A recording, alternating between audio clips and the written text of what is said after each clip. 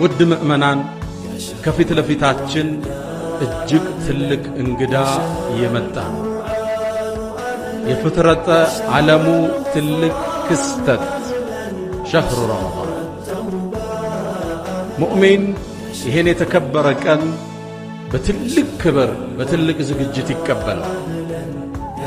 ረመዳን ያናናር ዘይቤያችንን ሙሉ ለሙሉ የሚቀይር ነው።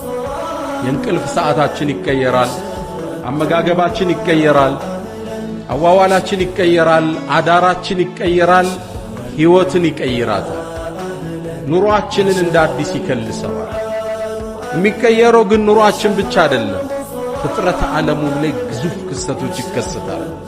ነቢዩና መሐመድ ዓለይሂ ሰላቱ ወሰላም ነሳኢ ላይ በተዘገበው ሐዲስ ፊህ ቱፍተሑ አብዋቡ ሰማ፣ ረመዳን ሲገባ የሰማይ በሮች ይከፈታል።